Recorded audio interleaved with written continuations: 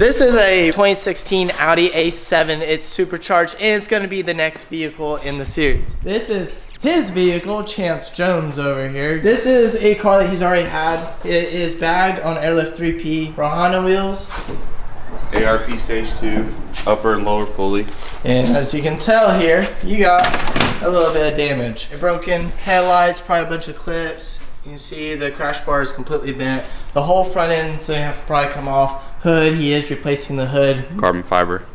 We gotta do the carbon fiber, come on now. And then the rear is actually the worst of it. So this was a rear end, and then it got pushed into another vehicle in front of it. Look at that. That poor exhaust. I don't even know if you can get anything out of that. So something that neither of us have ever done is really pull off the rear quarter, like cutting it and re-welding. He's going to attempt to weld. I don't trust his weld, just kidding. But he's gonna have to replace the whole rear end. That's gonna be the biggest project of this vehicle. It's gonna go through a color change as well, and it's gonna get a little bit more performance and a little bit more oof, if you know what I mean with that exhaust. Might try to get a parts car for it. I'm a fan of buying parts cars. I got a few out there already. No kidding, guys. Actually, look at this. So that was his first 335 there. We did some fenders, and that was a bad boy. He had a little problem, he got rid of it. Then you have the one that burned down that I got a good deal on. You have this guy, his name is Tyler. And then you have the black one that I honestly have no idea. We just won't talk about that one. He's known around Tulsa area for his parts cars and doing turbos for your M54. That's a good throwback. This garage is actually where it all started for, I mean, him, but honestly, me too. This is where it all started with the cars and performance. And before, I would just do wheels, and I did a front lip and trunk lip. I was into cars, but I didn't get really into it until this dang garage.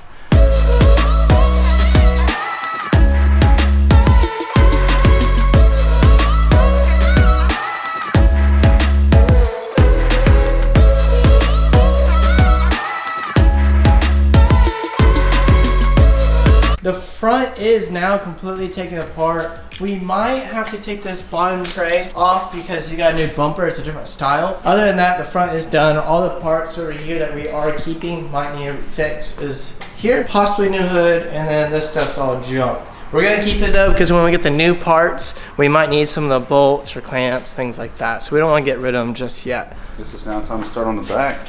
All right, well, back to time lapse. Let's start the rear.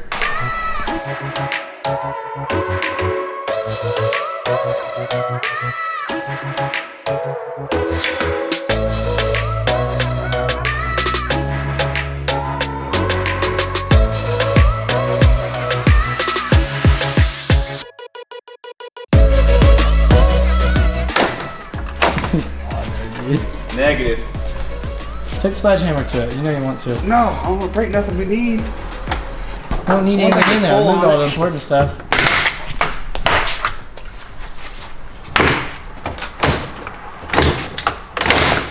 Woo! I might as well just give you a progress update. So we have most of the wiring pulled out of the way. Well, I say most. We found we need to actually move it a lot further up. So we've pushed all this back. You have wiring there. You have it tucked in here. So as you see, this is damaged. And we have to cut all this out, meaning all of that needs to get pulled out and pushed forward. Same with this side. What we're doing right now is just trying to get the sensors and all that wiring, and we're gonna just work our way up. I vote sledgehammer, but he's super against it. Yeah.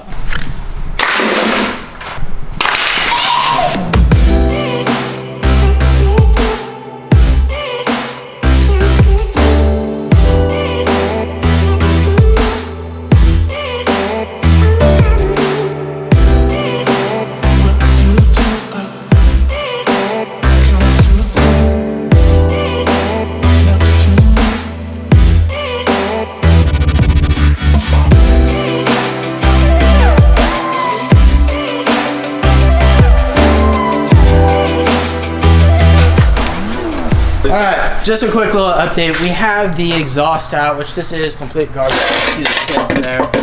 Definitely not putting that back on. I think he plans on doing an exhaust system at this point for it for sure, which is good. It's gonna be louder, it's gonna sound better. Win-win. You can see this is getting a lot more clear. The braces underneath are completely gone. The bumper is gone. Obviously the bumper cover's been gone.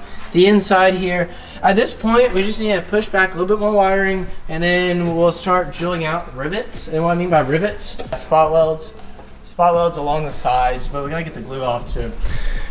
None of us have ever done that, so this is all a learning curve. All right, this is the first piece of the actual frame that's coming off. And we don't have ways to get the glue off right now, the right equipment, so we're gonna go get it. But Chance is so determined to get this off. Let's film it. Get it off.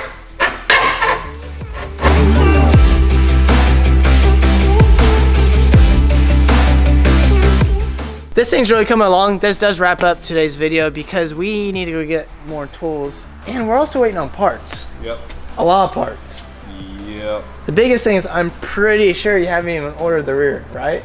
No, because I thought about I was going to buy a parts car, but I can't find one for a cheap enough price. So if you know anyone that has maybe a front collision A7 available, go ahead and message me. Or Chance. Link in bio. Link in bio.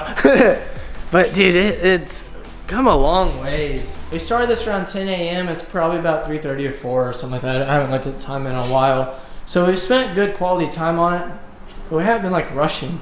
We're to a point where we got to save the good stuff, so that you can't just quite go ham and wreck everything. I know, and then I did Sharpie mark some dents, make sure this thing's 100% perfect when we put it back together. I am falling asleep, so I'll see you guys in the next video. Bye.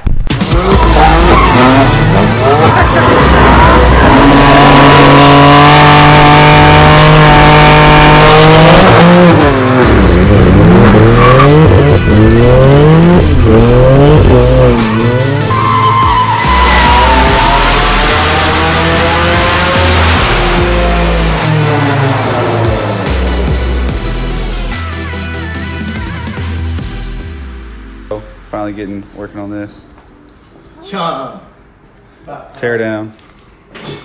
Got old reliable back there. From this perspective, it doesn't look broken on camera. It really don't look bad, except when you do this. Okay, I'm leaving for food. Another project car of Chance's. Oh, I'm gonna buy a 5 Series. I'm gonna repair it and flip it. Nah, he's keeping the thing. N54 for life. He also is building a 335. It's a race car, right? You're planning on caging it? Dedicated race car. He's building a dedicated race car at home too. And I mean at home at another house. I'll view that probably in the next video or two because I'm sure I'll go back over there and you guys deserve to see it because it's going to be a beast. It's in the early stages. He's just working on the engine right now. It pretty much looks like a stock 335 right now, but and it probably always will. You're not planning on making it look good. You're No, the only thing it'll have 15s on it. So 15s, he'll have a brake kit and make those brakes a little bit smaller in the rear. Yeah. I also need Chance's help to piece me together a line lock. Oh, it's simple. Super easy. Solenoid, some wires. People think it's worth $500. Negative. So, line lock kit coming for the M4 soon. That's a little tease. This thing's clean though, dude. Is that your old Bob from that car? Or did you sell it or buy a new one? Actually, I think he bought a new one. I think Josh Poole, my old buddy, he was the hookup on the blow-off valves. Yeah, that's where I got mine. Says I got purple on my 335. Yeah. What spring is it? I think it's a 12 pound. 12 pound? 12 and a half maybe. I don't remember exactly. It was a long time ago. What else is done to this car? Stock frame turbos. Just TD04 housings or bearings. Intercooler charge pipe. Pretty much just kind of the basics. Full bolt-ons. With full bolt-ons, what should this car be pushing, you think? It's going to be tuned by Doc Vu, and we're going for like 480, close to 500. It's got the 525 Walboro in tank. We run E40 tune, and we're shooting for 480 to 500 to the wheel. It's not bad at all for a good old little 5 Series. Definitely a sleeper. I don't know if you guys saw the tires, but he's trying out Federals. Have you been able to put power down since you're not tuned yet? No. So you probably can't even get these suckers to spin, huh? I'm thinking, I pulled it apart and looked at the cam ledges. I thought they'd have been all right with new seals, but I think I have to replace the cam ledges. 170,000 miles, so I didn't want to, but I'll pull the cam ledges off my other car and put new ones on it. I checked those out. Those were good. So. I didn't realize this was at 530. Well, it's got tail damage, so, and the trunk was all messed up, so I went and Okay, even more sleeper. 530, but it's got M54.